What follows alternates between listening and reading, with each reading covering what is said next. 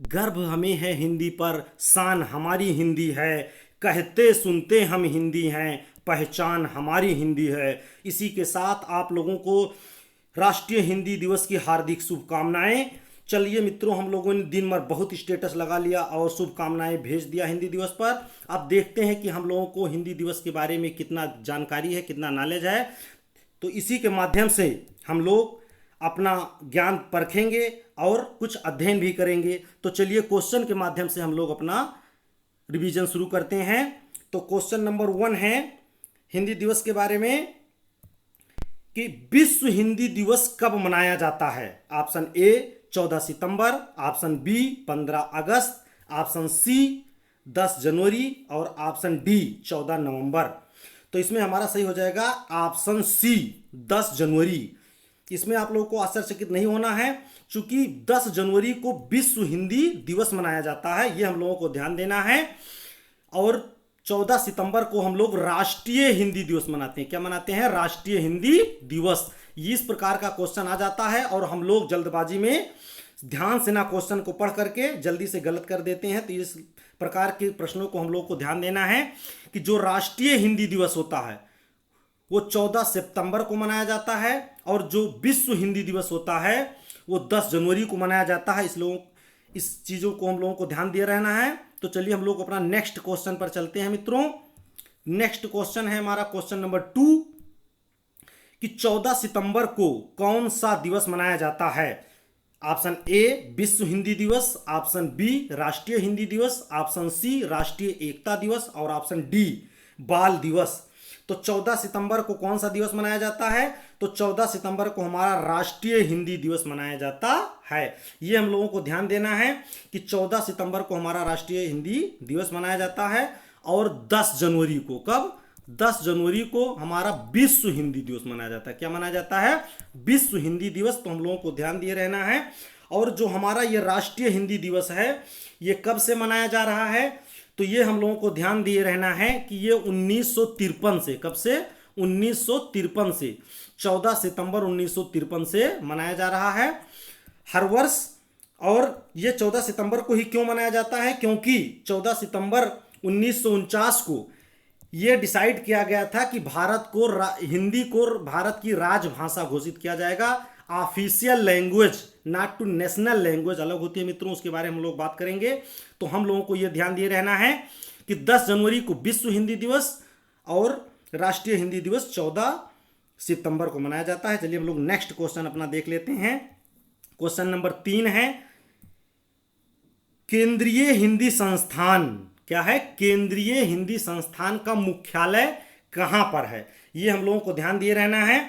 केंद्रीय हिंदी संस्थान का मुख्यालय कहां पर है? Option A Agra, option B Lucknow, option C Bhopal और ऑप्शन डी पटना। तो इसमें हमारा सही हो जाएगा ऑप्शन ए आगरा। तो जो हमारा केंद्रीय हिंदी संस्थान है मित्रों ये कहां पर है? आगरा में है। ये इसका लोगो भी यहां पर दिखाया गया है।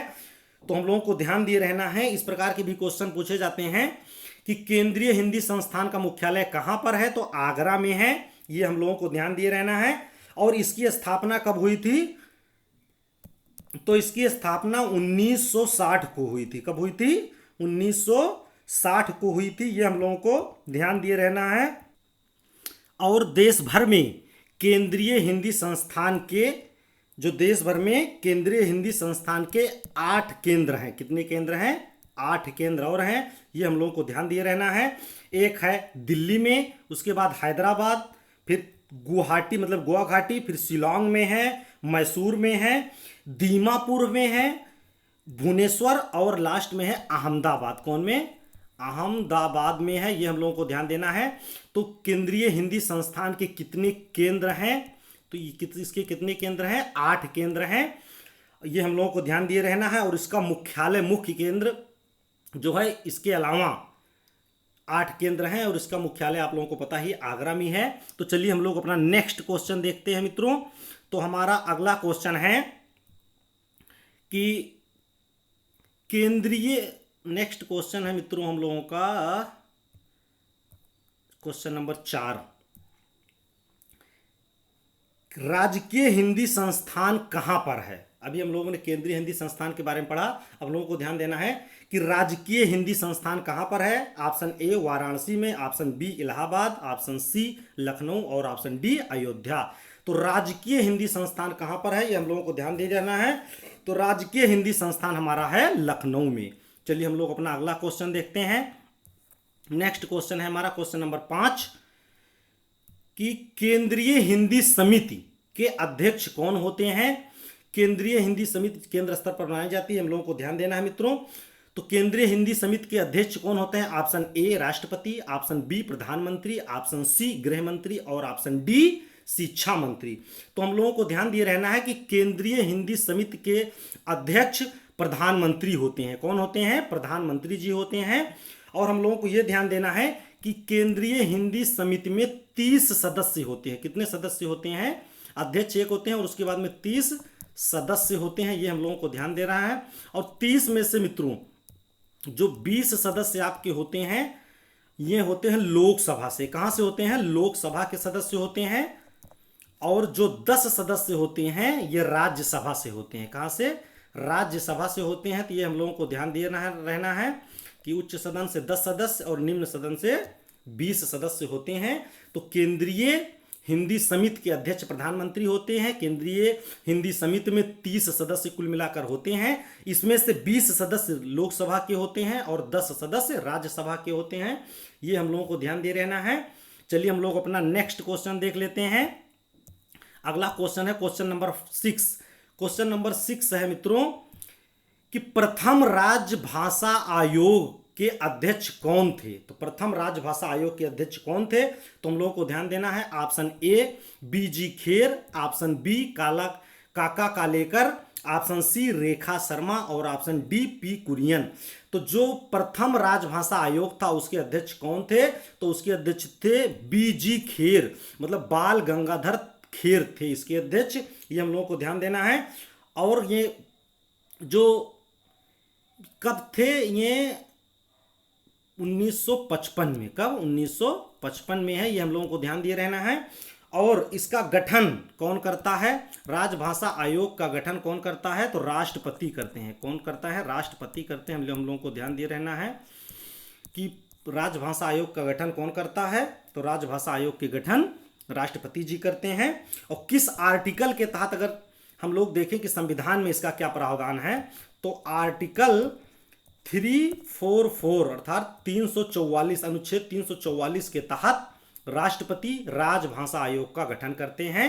तो हम लोग को ध्यान देना है कि प्रथम राजभाषा आयोग के अध्यक्ष कौन थे, तो बीजी खेर, बाल गंगाधर खेर जी थे। ये हम लोगों को ध्यान दिए रहना है। चलिए हम लोग अपना नेक्स्ट क्वेश्चन देखते हैं। Question number 7। क्वेश्चन नंबर 7 है किस अनुच्छेद के अनुसार हिंदी हमारे देश की राजभाषा है। ये हम लोग को ध्यान देना है कि किस अनुच्छेद के अनुसार हिंदी हमारे देश की राजभाषा है। तो हम लोगों को अनुच्छेद बहुत इंपॉर्टेंट है, क्वेश्चन में पूछे जाते हैं। अनुच्छेद पूछ लेता है तो लोग घबरा जाते हैं। तो हम लोग को यह ध्यान देना है किस अनुच्छेद के तहत हिंदी हमारे देश की राजभाषा है। राजभाषा का मतलब मित्रों ऑफिशियल लैंग्वेज यहाँ पर है। क्या है, ऑफिशियल लैंग्वेज। ये हम लोगों को ध्यान देना है। तो ये हो जाएगा अनुच्छेद 343, मतलब अनुच्छेद 343 एक होता है। तो ये हम लोगों को ध्यान है किस अनुच्छेद के अनुसार हिंदी हमारे देश की राजभाषा है। तो हम लोगों को ध्यान देना है कि अनुच्छेद 343 ए मतलब एक के अनुसार हिंदी हमारे देश की राजभाषा है। हम लोगों को ध्यान देना है कि एक होता है राजभाषा, ये आधिकारिक भाषा भी कह सकते हैं, और एक होता है राष्ट्रभाषा, हम लोग सिर्फ कहने के लिए यूज करते हैं। क्या है, राष्ट्रभाषा। राष्ट्रभाषा का संविधान में कहीं पर प्रावधान नहीं है, ये केवल यूज की जाती है कि हिंदी ज़्यादा बोली जाती है, इससे ज़्यादा लगाव हो, ये लगाव को इंडिकेट करती है, ना कि संविधान में कहीं प्रावधान राष्ट्रभाषा का नहीं है। ये हम लोग को ध्यान दिए रहना है कि अगर राष्ट्रभाषा करके पूछा जाए तो हम लोगों को ध्यान दिए रहना है। तो राजभाषा है। क्या है, अनुच्छेद 343(1) के अकॉर्डिंग हिंदी हमारे देश की राजभाषा है। ये हम लोगों को ध्यान दिए रहना है। चलिए हम लोग अपने नेक्स्ट क्वेश्चन पर देखते हैं।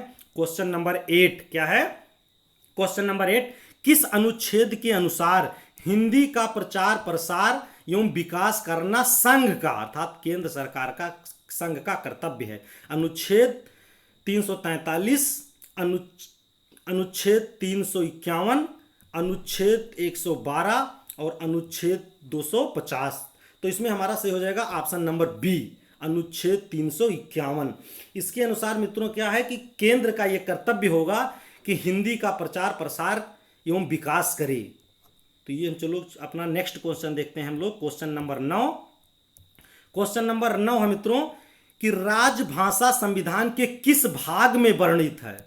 ऊपर से ही क्वेश्चन पूछ लिया जाता है, लेकिन इस प्रकार का क्वेश्चन आप लोग कंफ्यूज हो जाते हैं, तो हम लोगों को ध्यान दिए रहना है कि राजभाषा संविधान के किस भाग में, जो भाग हैं संविधान में कितने भाग हैं, 22 भाग हैं टोटल, ये हम लोगों को ध्यान देना है। 25 हो गए, ये बढ़ते ही रहते हैं। चलिए हम लोगों को ध्यान देना है कुल मिलाकर के कि राजभाषा संविधान के किस भाग में वर्णित है। तो ऑप्शन ए 15, ऑप्शन बी भाग 18, ऑप्शन सी भाग 22 और ऑप्शन डी भाग 17। तो राजभाषा हमारे संविधान के किस भाग में वर्णित है। तो राजभाषा संविधान के भाग 17 में वर्णित है, ये हम लोगों को ध्यान देना है। मतलब भाग 17 में राजभाषा के बारे में प्रावधान है, ये हम लोगों को ध्यान दिए रहना है। चलिए हम लोग अपना नेक्स्ट और लास्ट क्वेश्चन देखते हैं। क्वेश्चन नंबर 10 है मित्रों कि वर्तमान में 8वीं अनुसूची में, जैसे एक भाग होता है एक अनुसूचियां होती हैं, तो कितनी अनुसूचियां प्रेजेंट टाइम में 12 अनुसूची हैं, हम लोगों को ध्यान दिए रहना है। तो वर्तमान में 8वीं अनुसूची में कितनी भाषाएं वर्णित हैं। तो हम लोग ऑप्शन ए 14 भाषाएं, ऑप्शन बी 22 भाषाएं और ऑप्शन सी 18 भाषाएं और ऑप्शन डी 2 भाषाएं। तो 8वीं अनुसूची में कितनी भाषाएं वर्तमान में पूछ रहा है, मूल संविधान में नहीं।